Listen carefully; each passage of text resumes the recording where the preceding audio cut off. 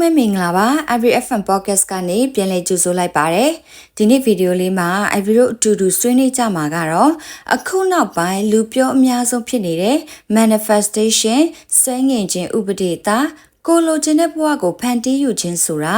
အမှန်တကယ်ဘာလဲဆိုတဲ့အကြောင်းနဲ့ဘယ်ကစလို့ဘယ်လိုလုပ်ရမလဲဆိုတဲ့အခြေခံအချက်လက်တွေကိုအသေးစိတ်ဆွေးနွေးသွားမှာဖြစ်ပါတယ်။အကယ်၍သင်က manifestation အကြောင်းကိုအခုမှစပြီးစိတ်ဝင်စားလာတဲ့ beginner တယောက်ဆိုရင်ဒါမှမဟုတ်တချို့တွေပြောနေသလိုမျက်လုံးမှိတ်ပြီးဆူတောင်းလိုက်ရုံနဲ့တကယ်ဖြစ်လာမလားဆိုပြီးတန်တရားဝင်နေတယ်ဆိုရင်ဒီဗီဒီယိုလေးကအဲ့ဒီတန်တရားတွေကိုရှင်းထုတ်ပေးပြီးမှန်ကန်တဲ့အမြင်နဲ့လက်တွေ့ကျတဲ့နည်းလမ်းတွေကိုပေးစွမ်းနိုင်မှာပါ။ကဲဒါဆိုရင်ဗီဒီယိုလေးကိုအခုပဲအဆုံးထိကြည့်ပေးဖို့ဖိတ်ခေါ်ပါရစေ။ဒီနေ့ဗီဒီယိုလေးကိုစတင်ချင်တာကတော့မေးခွန်းလေးတစ်ခုနဲ့ပါ။ကိုဖြစ်ချင်တဲ့ဘဝ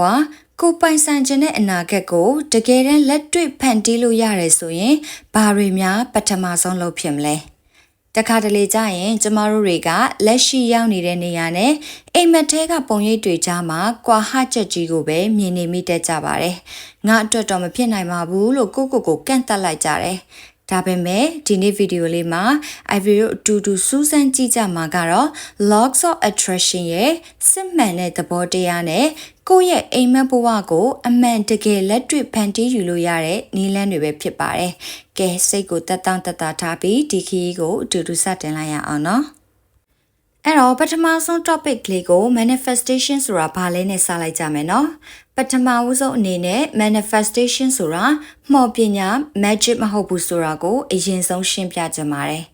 အလွယ်ဆုံးရှင်းပြရရင်ကိုယ့်ရဲ့အတွေ့ thoughts တွေနောက်ခံစားချက် feeling တွေနဲ့လှုပ်ဆောင်ချက် action တွေကနေတဆင့်ကိုဖြစ်ချင်တဲ့အနာဂတ်ကိုလက်တွေ့စွမ်းငင်ဖန်တီးယူတာပါပဲသိပ္ပံနည်းကြကြည့်မယ်ဆိုရင်လူအုံနောက်ထဲမှာ RAS လို့ခေါ်တဲ့ Reticular Activating System လို့ခေါ်တဲ့စစ်ထုတ်တဲ့စနစ်တစ်ခုပါရှိပါတယ်။ဥပမာတစ်ခုပြောပြပါမယ်။သင်ကကားအနီရောင်ဝယ်ခြင်းနဲ့လို့စိတ်ထဲမှာတိတိကျကျဆွဲမြဲသွားပြီဆိုပါစို့။မနက်ဖြန်လမ်းထွက်တဲ့အခါလမ်းပေါ်မှာကားအနီရောင်တွေကိုပိုပြီးမြင်ရလာလိမ့်မယ်။တကယ်တော့အဲ့ဒီကားတွေကအရင်တည်းကအဲ့ဒီလမ်းမှာရှိနေပြီးသားပါ။ဒါပေမဲ့ကို့အုံနောက်ကအဲ့ဒါကိုစတင်တတိထားမိလာတာ focus လုပ်မိလာတာဖြစ်ပါတယ် manifestation ဆိုတာလည်းအဲ့ဒီအတိုင်းပါပဲကိုလိုချင်တဲ့အောင်မြင်မှုတွေငွေကြေးတွေဒါမှမဟုတ်ရင်ဒုက္ခချမ်းသာတွေကိုအုံနောက်ထဲမှာအမြဲတမ်းနေရပေးလာတဲ့အခါမှာစัจ java လာတွေကအခွင့်အလမ်းတွေကိုကိုကပို့ပြီးတတိထားမိလာပြီးလက်တွေ့လှုပ်ဆောင်လာနိုင်ပါတယ်အဲ့ဒါပါပဲ manifestation ရဲ့အနှစ်သာရအဲ့တော့ manifestation ကအလုံးလုံးတာကသင်စိတ်ကသင်ရဲ့လှုပ်ဆောင်ချက်ကို control လုပ်တယ်လှုပ်ဆောင်ချက်ကနေ result တွေကိုဖန်တီးတယ်ဒါကြောင့်သင်စိတ်ကိုပြောင်းလဲလိုက်တာနဲ့သင်ဘဝကလည်းပြောင်းသွားတယ်ဒါက magic မဟုတ်ဘူးမှော်ပညာမဟုတ်ဘူးဒါကသင်ရဲ့ mindset ပါပဲ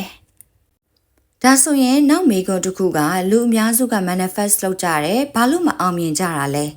အဓိကအမှား၃ခုကိုအရင်ပြောပြချင်ပါတယ်ပထမအမှားကတော့မလိုချင်တာကိုပဲအာယုံစိုက်နေမိတာပါဥပမာငါမစင်းရဲချင်ဘူးငါအရှုံးမပေးချင်ဘူးလို့ခဏတွေးနေတတ်ကြတယ်စွဲငင်ခြင်းဥပဒေသားရဲ့သဘောတရားအရာစင်းရဲတာနဲ့အရှုံးဆိုတဲ့စကားလုံးတွေခံစားချက်တွေကိုပဲအုံနောက်ကပိုဖမ်းယူပါတယ်အဲ့ဒီအစားငါမှငွေကြေးလုံလောက်မှုရှိတယ်ငါကအောင်မြင်သူဖြစ်တယ်ဆိုတော့အကောင့်ဘက်ကိုအာယုံပြောင်းရပါမယ်ဒုတိယအမှားကတော့တန်တရားဝင်တာနဲ့စိုးရင်ပူပန်တာပါပဲငါအတွက်တကယ်ဖြစ်လာပါမလားဘရော့မှန်လည်းမသိရဘူးဆိုပြီးစိတ်မရှိတာတန်တရားဝင်တာတွေကကိုယ့်ရဲ့စွမ်းအင် vibration ကိုကျဆင်းစေပါတယ်တတိယအမှားကတော့လက်တွေ့ဘာမှမလုပ်ပဲထိုင်ဆောင်နေတာပါပဲအခန်းထဲမှာထိုင်ပြီးဆူတောင်းနေုံနဲ့ကောင်းငင်ကနေပတ်စံအိတ်တွေကကျလာမှာမဟုတ်ပါဘူးစัจ java လာကအခွင့်အလမ်းပေးတဲ့အခါကိုကလက်တွေ့ပါဝင်လှုပ်ရှားဖို့လိုအပ်ပါတယ်။သင်လုံးဝလက်ခံယုံကြည်ထားရမယ့်အမှန်တရားတစ်ခုကသင်ယုံကြည်တာကသင်ရဲ့လက်တွေ့ဘဝဖြစ်လာတယ်ဆိုတာပါပဲ။လူအများစုကသူတို့မလိုချင်တာတွေမဖြစ်ချင်တာတွေကိုပဲနေ့စဉ်တွေးနေမိကြတယ်။ဥပမာငွေကြေးကျပ်တဲတာမလုံခြုံတာကိုရှုံးနေတယ်လို့ထင်တာမျိုးပေါ့။ဒီစွဲငင်ခြင်းဥပဒေသားရဲ့သဘောတရားအရာကိုကဘာကိုပဲအာယုံစိုက် ဘာကိုပဲ focus လုပ်အဲ့ဒါတွေကကိုယ့်စီကိုပို့ရောက်လာပါတယ်ဒါကြောင့်ပထမဦးဆုံးပြောင်းလဲရမယ့်အချက်က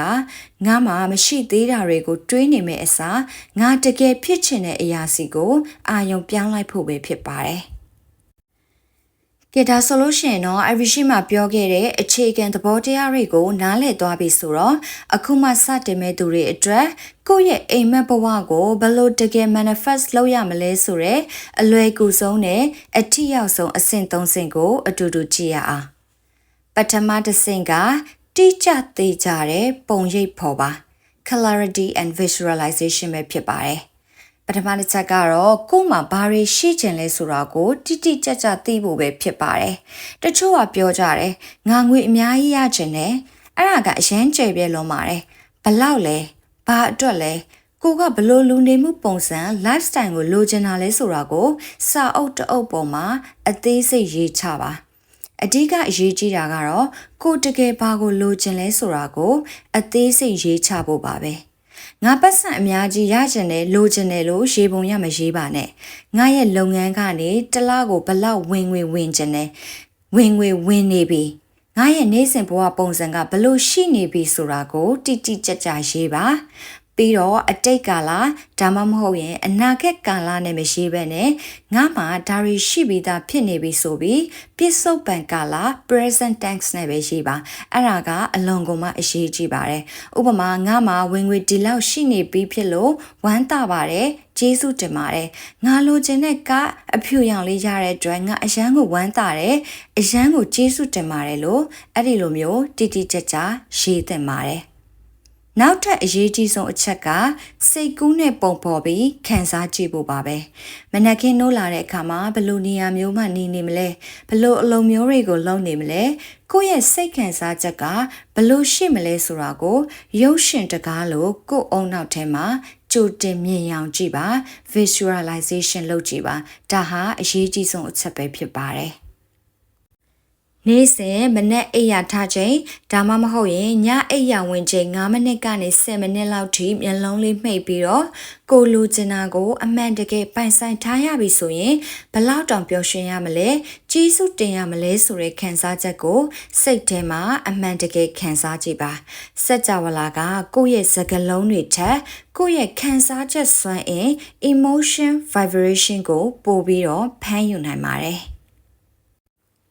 နောက်ထပ် manifestation လုပ်ရမယ်ဒုတိယမြောက်အဆင့်2ကတော့အဲ့ဒီအရာကိုရပြီးသားလို့ခံစားပါ feel it real ပါဒုတိယအရေးကြီးဆုံးအချက်ကခံစားချက် feeling ပဲဖြစ်ပါတယ်စัจ java လာကခုနကပြောသလိုပဲကိုယ့်ရဲ့အတွေးတွေထက်ကိုယ့်ရဲ့ခံစားချက်တွေကိုပို့ပြီးတော့လက်ခံရရှိပါတယ်ကိုလိုချင်တာကြီးကိုရသွားပြီဆိုရင်ဘလောက်တောင်ပျော်ရွှင်ရမလဲကျေးဇူးတင်ရမလဲစိတ်ချမ်းသာရမလဲဆိုတော့အဲ့ဒီ vibration စွမ်းအင်တုန်ခါမှုကြီးကိုလက်ရှိအချိန်မှာခံစားကြည့်ပါငါနောက်တစ်ချိန်ကျရင်ပျော်ရွှင်ရမယ်လို့တွေးမဲ့အစားငါအခုလက်ရှိအချိန်မှာရင်ဒါတွေအတွက်ကိုကျေးဇူးတင်ပြီးသားပါဆိုတဲ့စိတ်မျိုးကိုမွေးမြူရပါမယ်ဒါဆိုရင် manifestation မှာအဆင့်3ဖြစ်တဲ့လက်တွေ့လှုပ်ဆောင်မှုနဲ့လွှတ်ချခြင်း action and letting go အပိုင်းကိုဆက်သွားပါမယ်။ manifest လုပ်တယ်ဆိုတာကတင်ပေါ်မှာလှဲနေပြီးတော့အလိုလိုရောက်လာဖို့စောင့်နေတာမဟုတ်ပါဘူး။စัจ java လာကတင့်စီကိုအခွင့်အလမ်းတွေကိုပို့ပေးတဲ့အခါမှာကိုကလက်တွေ့ခြေလမ်းစဖို့ action ယူဖို့လိုပါတယ်။ပြီးတော့ရလက်ပေါ်မှာအရန်ကြီးစိုးရင်ပူပန်နေတာတွေကိုရက်လိုက်ပါဘရော့ဖြစ်လာမလဲဘလို့ဖြစ်လာမလဲဆိုပြီးတော့တဏှာဝင်နေမဲ့အစားစัจ java လာကိုယုံကြည်စိတ်ချပြီးလှုပ်ချလိုက်ပါ let it go လုပ်လိုက်ပါကိုကအိမ်မက်တစ်ခုကို manifest လုပ်နေပြီဆိုရင်အဲ့ဒီအိမ်မက်စီကိုရောက်ဖို့အတွက်နေ့စဉ်လှုပ်သင့်လှုပ်ထိုက်တဲ့အသေးစားခြေလှမ်းတွေကိုစတင်ပါပြီးတော့ရလက်အပေါ်မှာအရန်ကြီးစိုးရင်ပူပန်တာတွေကိုရှက်လိုက်ပါဘတော့ဖြစ်မလဲဆိုပြီးအတင်းဖိအားပေးနေမယ့်အစားစัจ java လာရဲ့အချိန်ကပ်ဖန်တီးပေးမှုကိုယုံကြည်စွာနဲ့လှုပ်ချပေးလိုက်ပါ let it go လုပ်လိုက်ပါဒီအချက်တွေကတော့အခုမှ manifestation ကိုစတင်လှုပ်ဆောင်မဲ့လူတွေအတွက်လိုအပ်တဲ့အဓိကလှုပ်ဆောင်တဲ့အချက်3ချက်ပဲဖြစ်ပါတယ်။ဒီနေရာမှာနေ့စဉ်ဘဝမှာအလွယ်တကူလုပ်လို့ရမယ့်လက်တွေ့ tips လေးတွေကိုထပ်ပေးချင်ပါတယ်။ပထမတစ်ခုကတော့ gratitude ကျေးဇူးတင်ခြင်းပါ နေ့တိုင်းမနဲ့နိုးလာတာနဲ့ကို့မှာရှိပြီးသားအသေးမွှားလေးတွေဥပမာတောက်စရာရေရှိတယ်နေစရာအခန်းရှိတယ်ကျန်းမာတဲ့ခန္ဓာကိုယ်ရှိနေတဲ့အတွက်စိတ်ထဲကနေကျေးဇူးတင်ပေးပါကျေးဇူးတင်တဲ့စိတ်က manifestation ရဲ့အကောင်းဆုံးလောင်စာဆီဖြစ်ပါတယ်ဒုတိယအချက်ကတော့ positive affirmation တွေပါမှန်ရှိမှရက်ပြီးတော့ကိုအားပေးစကားတွေအကောင်းမြင်စကားတွေပြောပေးပါနောက်ပြီးတော့ everyday affirmation video လေးတွေအများကြီးတင်ပေးနေတယ်အဲ့ဒါလေးတွေကိုလည်းနားထောင်ပေးလို့ရပါတယ်ဒီအလေးကျင့်လေးတွေကသင်ရဲ့အုံနောက်နဲ့စွမ်းအင်ကိုအကောင်းဘက်စီကိုအမြဲတမ်းညွှန်ပြပေးနေပါလိမ့်မယ် manifestation ဆိုတာတရက်နှစ်ရက်နဲ့ပြီးသွားတဲ့မော်ပညာရက်မဟုတ်ပါဘူးဒါကကိုယ့်ရဲ့အတွေးခေါ်နဲ့ဘဝနေထိုင်မှုကိုတဖြည်းဖြည်းပြောင်းလဲယူတဲ့လှပတဲ့ခီးစဉ်တစ်ခုဖြစ်ပါတယ်ကိုယုံကြည်ပါစัจ java လာကိုယုံကြည်ပါပြီးတော့လက်တွေ့လှုပ်ဆောင်ဖို့ဘယ်တော့မှမသွန့်ဆုတ်ပါနဲ့သင်ရဲ့ဘဝကသင်လက်ထဲမှာပဲရှိပါတယ်အပြင်ကအခြေအနေတွေဘလို့ပဲဖြစ်နေပါစေသင်ရဲ့အတွင်းစိတ်စွမ်းအားနဲ့တိဆောက်လိုက်တဲ့အနာဂတ်ကပို့ပြီးတော့အစွမ်းထပ်ပါတယ်ဒီနေ့ကစပြီးကိုယ့်ရဲ့အိမ်မက်ဘဝကိုစတင်ဖန်တီးကြရအောင်နော်every video လေးကိုနှစ်သက်တဲ့ဆိုရင် like and subscribe လေးလုပ်ပေးဖို့မမေ့ပါနဲ့နော်ကဲသင်တို့ရောဘာတွေအဓိက manifest လုပ်နေလဲကို manifest လုပ်တဲ့အရာလေးတွေကို comment လေးတွေမှာရေးပေးခဲ့ပါအောင်နော်အားလုံးပဲကိုလိုချင်တဲ့အိမ်မက်ဘဝကိုပိုင်ဆိုင်နိုင်ကြပါစေအားလုံးကိုကျေးဇူးတင်ပါတယ်ရှင်